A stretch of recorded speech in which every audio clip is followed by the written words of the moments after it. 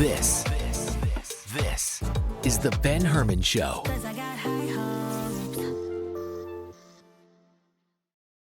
Hey, what's up, everyone? Welcome back to the Ben Herman Show. As always, I've got all these cool guests that have been jumping on the podcast lately. And this one right here, you may have heard of him by the name DJ Barr, but his actual legal birth name is Bayardo Rugama. Welcome. What's up, man? Oh, Ben, thank you so much for having me on the show. I'm super happy to be on the show here with you. I'm excited to chat some DJ talk. Let's do it. Absolutely. It's definitely the world that I think you and I are both really passionate about. I'd love to find out, like, what got you into DJing and how long have you been a DJ for? So I started DJing in 2009. I got into it kind of for a funny reason. When I was little, I always wanted to be an airplane pilot. I was always obsessed with like airplanes. And I don't know, I always equated to like a cockpit being like similar to a DJ booth where it's like, oh, it's like a bunch of buttons, there's like a bunch of meters everywhere and stuff like that. So I don't know, I just naturally gravitated. I don't know if I was just like obsessed with like consoles and, you know, buttons and things of that nature, being in control. So that's kind of like what sparked my interest in DJ. And then I kind of dabbled in it. I picked up my first controller when I was still in high school. I started doing little house parties, things of that nature, high school parties. And then I worked my way into bars, then eventually nightclubs, did nightclubs for a while. And around 2015, 2017, when I started my YouTube channel, that's when I actually started doing more of the private events. Yeah, I mean, you have quite a large, following on social media and a pretty established YouTube channel as well. Where did you, what got you into YouTube from DJing? Yeah, so I wanted to, like I mentioned earlier, I had an obsession with like airplanes and travel, and I wanted to see the world and stuff. So in 2015, I was getting really burnt out with doing nightclubs. It just felt like the same thing. I was to the point where I was working. I had work. It wasn't a thing where I didn't have work. Yeah. But it was just very repetitive. I was like, man, when's like Tomorrowland gonna call? When's Vegas gonna call? Like I got stuck in my little niche, in my little area, and I just couldn't break out of that.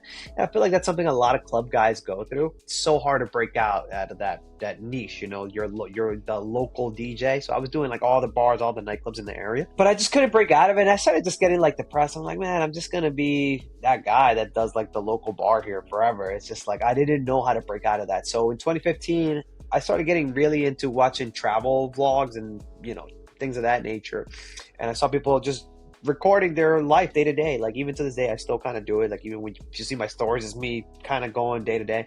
Yep. I just found a kick out of it. I really enjoyed that. I was like, oh, I'm gonna do a YouTube channel and do my little travels that I do, like to other states and things of that nature. I've just always been a fan of travel.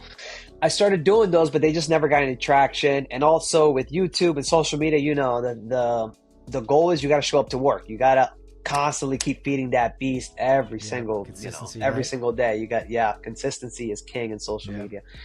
But I just traveling is hard. It's expensive. Yeah, I couldn't travel every single day, so I would travel like once every 3 months and then make a video and then disappear. To me, I had already been DJing clubs for so long, it had become rudimentary for me, just because right out of high school I started doing clubs, and I was just doing it for so long. I was just like, I've been doing this for 7 years.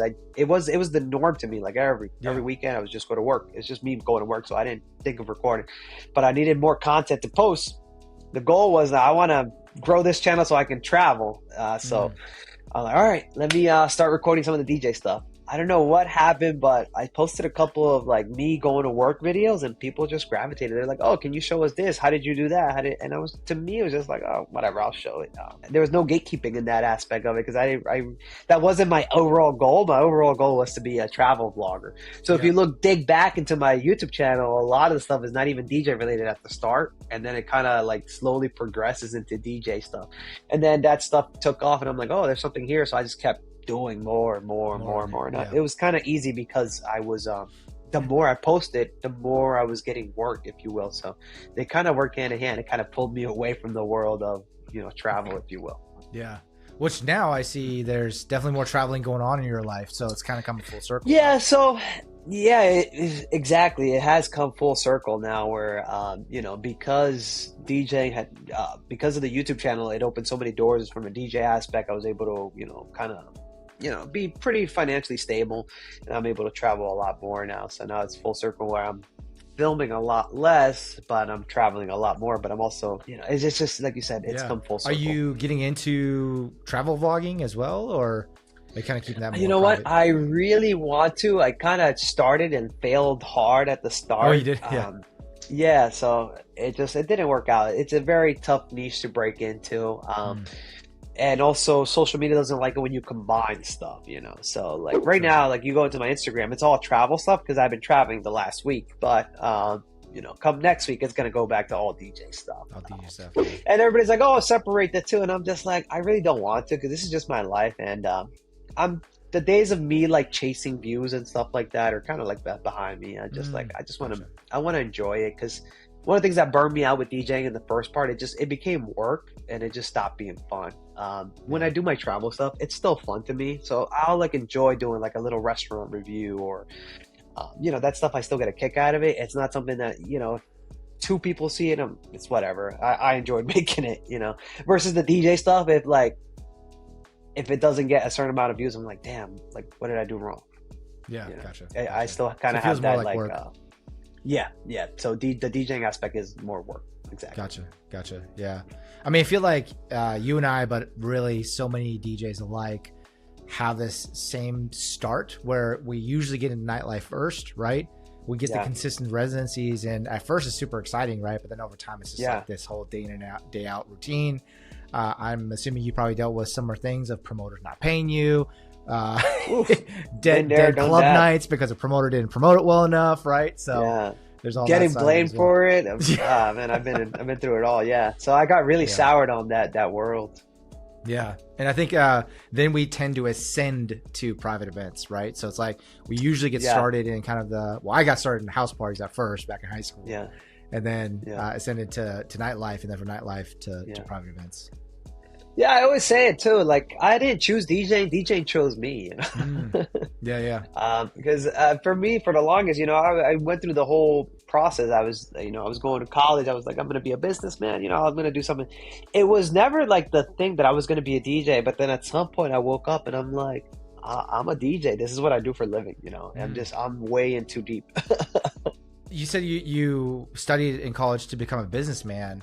I'm assuming that's also kind of fed into helping your DJ career as well, right? Not really, because I didn't get very far. I did 2 years and then I dropped out. I was just working. I got kind of a little arrogant. I was like, you know, I just started DJing and I'm already doing this. So in a couple of years, I'm going to be like headlining Vegas, you know, but then 4 years later, I'm like, oh shit, like I'm still here. I'm still doing the local bars. Like, yeah. So, you know, a little bit of the DJ big-headedness kind of kicks in, especially when you're in that world too, you know, you kind of keep chasing, all right, I want a next nightclub, you know, bigger, better, you know. You're constantly chasing that. And then when it doesn't happen, you're just like, dude, what do I do? Like, how do I break into that world?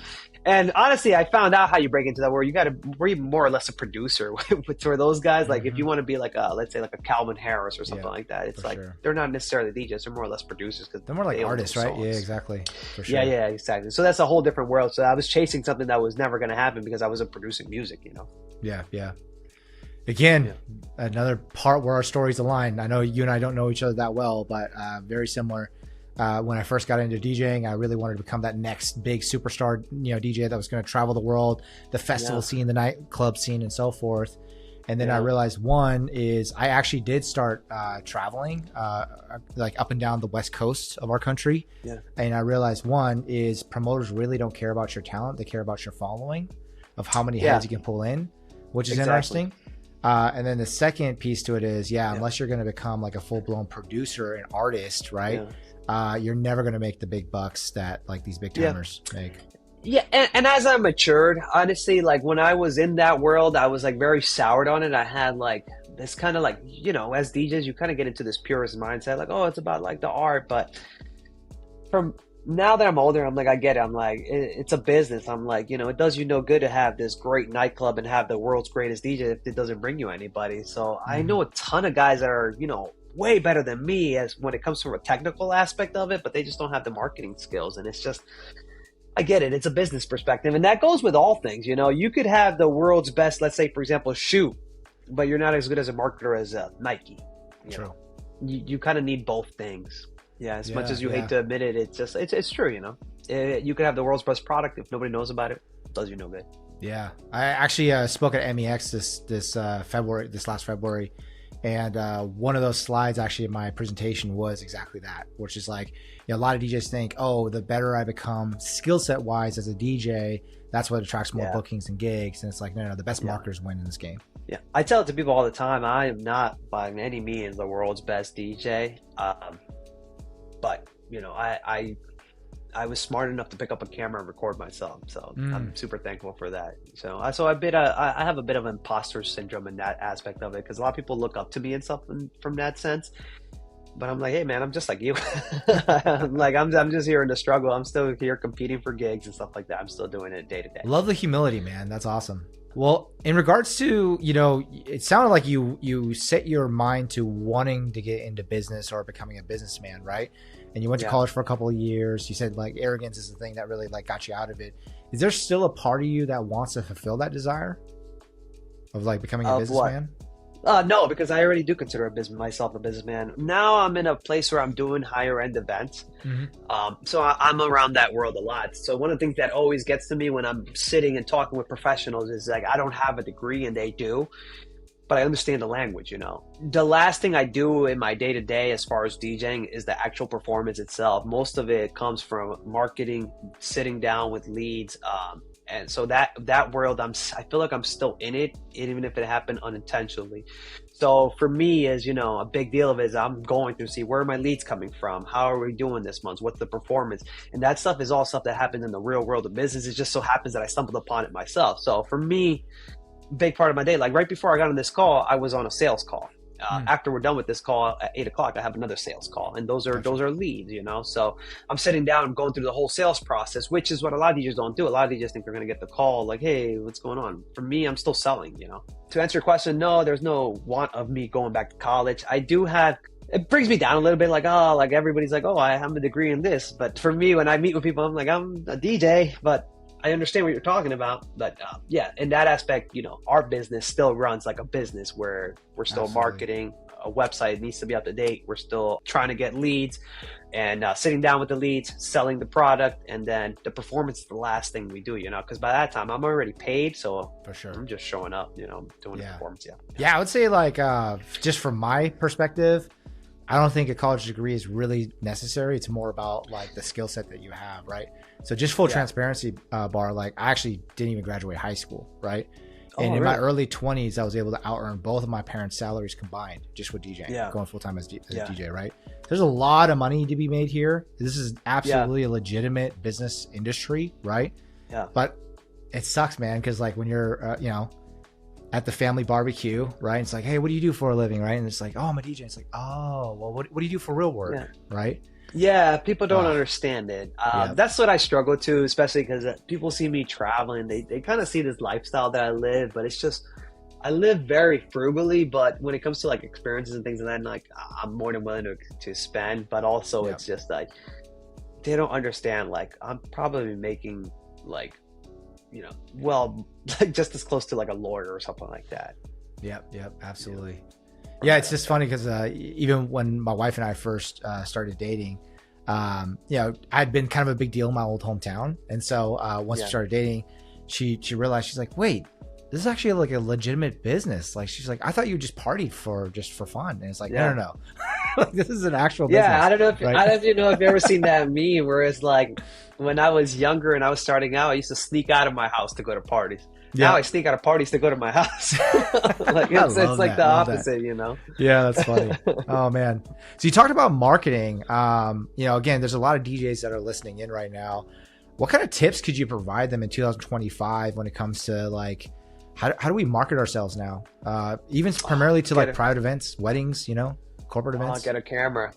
Get a camera. Like I said, like I told you earlier, I feel like I have a bit of imposter syndrome because it was just like, if I didn't pick up that camera, which, it kind of goes back to me wanting to travel. Yeah. Like, I want to document like these exotic places that I see all these other YouTubers going on. I want to do that. Yep. I didn't have the budget for that, but I was already DJing. So I'm like, all right, well, I already have the camera, so might as well record what I am doing. Yep. That opened so many doors for me. I just started posting like, hey, this is a day in my life. And for me, it wasn't even tips and tricks, because I told you I had a bit of imposter syndrome there. If you go back into my old YouTube channel, I would even ask like, hey guys, can you tell me how do you do this? Or what do you recommend about this? Like, go back and watch some of those old videos. It was me asking the audience to help me out. Yeah. And then it kind of like, as I progress, I'm like, okay, now I'm understanding DMX. Now I'm understanding special effects. Now I'm understanding this. It was just a lot of me. I had like a, almost this childlike curiosity where I was just like, I'm just absorbing everything. And then I just kind of started, okay, I learned how to do it, guys. Now let me show you how to do it. Again, we kind of went through that process, and it's all because I picked up a camera, started recording myself. Now, how did that translate into getting clients? At first, it was actually DJs recommending me. So I would get like, oh, I'm not available for this. Can you go do it? Or like, oh, this guy from YouTube, he looks like he knows what he's doing. And, that's how, like, little by little, or like they would be like, hey, man, can you tag along for this? I need somebody that speaks Spanish, or I need somebody that understands this kind of music. Or it's like, hey, you're really good. I seen your video. You understand American music, or you understand this. I don't, so come help me out. You understand Spanish music. Come help me out. And then, I always have my camera, so I'm documenting everything. I'm posting everything. And then I was able to translate those videos into demos for like clients. Hey, I'm interested in a DJ. I have no idea who you are. I'm like, oh, well, here's a video. Go check it out. Nice. So, yeah. So marketing for me was a lot of it had to do with video. Gotcha. Do me a favor. Like, if you were to rewind back to the first time that you picked up that camera, right, for a gig log or whatever it may have been, right? I can hear people right now already whispering where they're like, yeah, Barr, I get it. Like, you're telling me to pick up a camera, but talk about imposter syndrome. Like, I'm scared to be in front of a camera. Like, what kind of advice would you give that person? Of like, how did you get past that imposter syndrome of like, who's going to care about my video, right? Well, kind of like what we were referencing at earlier. It's if you're doing it to chase views, you're not gonna succeed. Like I told you earlier, like I still post travel stuff. Nobody watches it. Like I just posted a full travel series on Spain. Yeah. I think I got like maybe like 500 views compared to 100,000 views, which was what my last gig log did, or a TikTok video that just got 1 million views for a Dancing on the Cloud video. I much more enjoyed me sitting down talking about Spanish tapas than me, talking about DJ stuff. But it's just, I enjoyed that. When I started filming myself DJing, I was enjoying the process. I liked the video. If you're doing it to chase views, it's not going to work. Because you're going to get disheartened because at the start it's slow, You should do it just because, It'll help you improve your technique. You'll see little quirks that you may not have noticed. Like, when I used to watch myself, I'm like, oh my God, I got to stop doing this. Oh my God, you're just naturally critiquing yourself when you're watching yourself back. Yep. And as far as like you being shy or not the biggest one I got was like, I don't have any time. And I'm like, well, you're beat. I can't give you any more time. So sorry. That always flabbergasts me when I'm like, oh, I don't have time. I'm like, well, too bad. I can't give you time. Yeah. The beauty now too is you can do voiceovers, which before it was like you had to be the on-screen personality. Now, you could do text to speech, on TikTok and things like that. So now it's a lot easier, and it's also a little bit more trendy. Like, so you can really reinvent the wheel if you're like kind of shy. Just set the camera up, do your thing, go back. If you need to add text or if you need to add voiceover, there's no longer a need to go film yourself. Hey, this is. Just type it up, text to speech. It's all so much easier now. Love it. And then I'm assuming that, because of your experience of posting so much content, you've probably, nobody truly understands the algorithm to its full extent, right?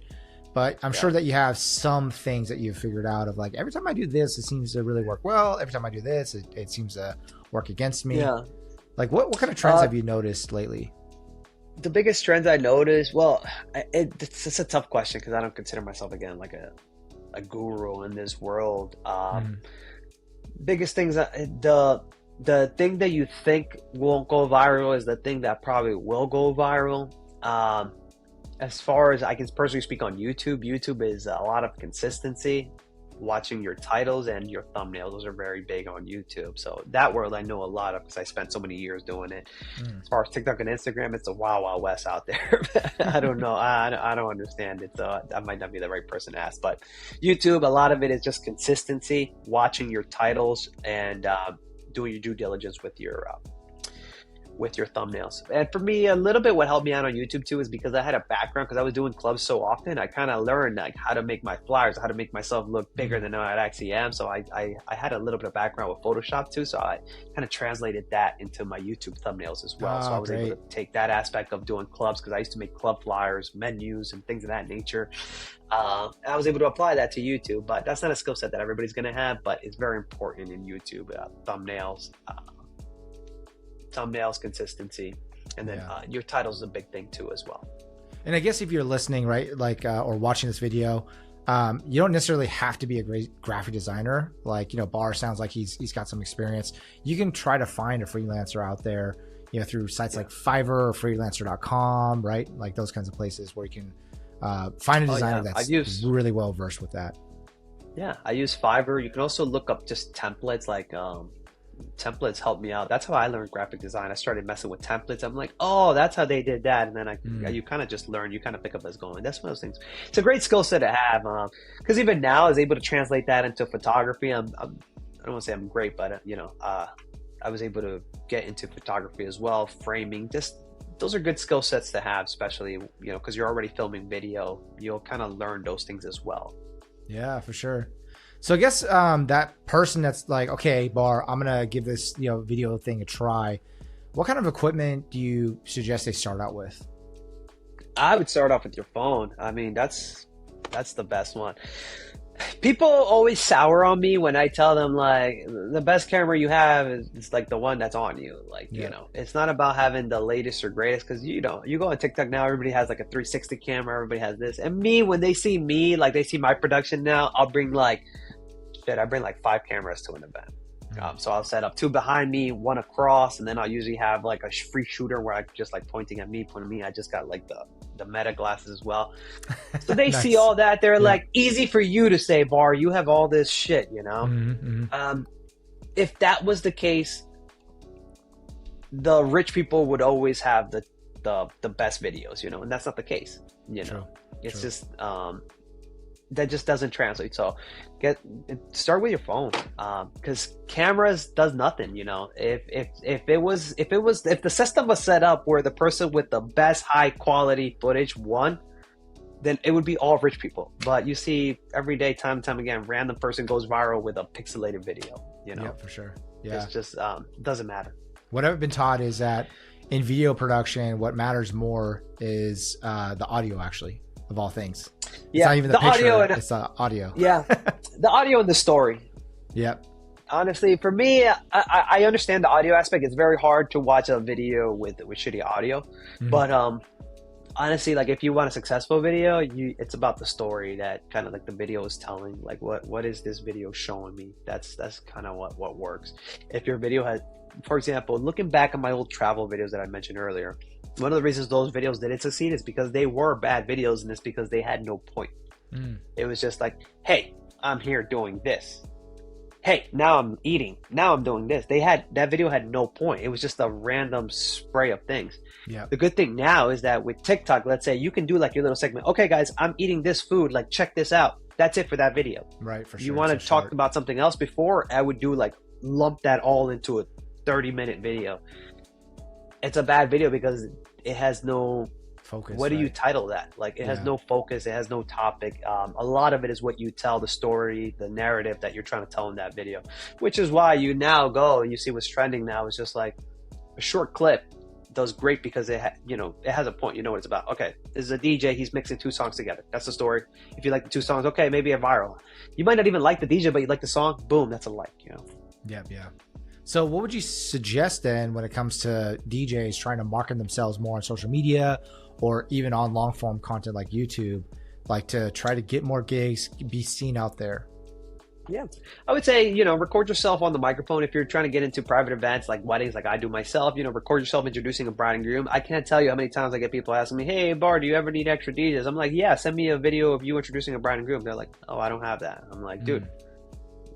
And I can't do nothing with you. I'm not going to go in your good graces, Yeah. I don't even care if like you're like, if you're like a turntablist or like crazy with, mixing. That's like the last thing I'm worried about. Like, just show me a video of you in a pack dance, or like, let me sell you. Like, let me see what you got. To a lot of people, they can't even do that. Like, I'm like, dude, if you're self-conscious about your mixing, okay, don't even show me a video of you mixing. Just show me a video with you in a packed dance floor. Show me that you can get people on a dance floor. Show me a video of you saying, "Hey, dinner's ready." People won't do that. They won't record that, and I don't know why. But once you got to shake off those sparks and record those kind of things, because that's really what brides and grooms want to see. I've gotten instances before where brides and grooms, in the past, they used to make like a big highlight reel to a song. They don't want to see that anymore. They're like, I want a raw footage of you actually introducing it. Like, I don't want any cuts. I want to see what happens. I don't want like a highlight reel of just like the biggest moments of the night, because people are savvy to it. They know that you can just take 100 of the best clips, and it took you 1,000 takes to get that one perfect shot, super polished, which actually doesn't do well. Sometimes when it comes to social media, that kind of grunge, that kind of homemade feel does a little bit better than a real polished video. Because it feels more authentic, right? Like people can relate exactly, to it more. Exactly. It feels more authentic. It feels real. The other one, it feels fake. I'm like, oh, this is produced. This is not real. This is like something out of like a movie or something. Yeah. It's so interesting that you say that is, I come from the paid ad side, so I focus less on organic, getting traffic that way, but really on paid ads. And it was back in the day, it was about like super polished, because super polished meant professional, right? Yeah. And something I had to unlearn because, especially now with millennials, but really Gen Z coming in, right? So just an FYI, everybody listening here, Gen Z couples are the next couples that are getting married, right? So like our marketing and the way that we approach events has to change again and evolve. I remember when that happened when I first got into the industry, in the private event industry, because like I was a millennial, I'm really on the cusp. But I saw that huge transition when it went from Gen X to millennials, and now I'm seeing a similar switch and transition happening right now for Gen Z. Yeah, and I wouldn't say it's not something that you shouldn't have. You should try to do both if you can. I get that it's hard, but right now, kind of use that to your advantage, because right now that's what people want. People want something that feels kind of gritty, that feels like you made it yourself rather than something super produced. But everything comes full circle. I'm sure we'll get back to the point where people want a super polished look. It's kind of like the whole skinny jeans to baggy jeans, and baggy jeans back to skinny jeans. Yeah, right? Dude, I'm like so flabbergasted. I'm like, what the hell are these kids wearing? I'm like, I just got my nice pants. Like, I thought I was down with you guys, and now you guys switched up on me. But I guess we're now that generation that when we adopt it, it's no longer cool. Like, we're like on our way out. It's funny how that works, right? Because we used to be the trendsetters, and now we're the ones who are the old timers.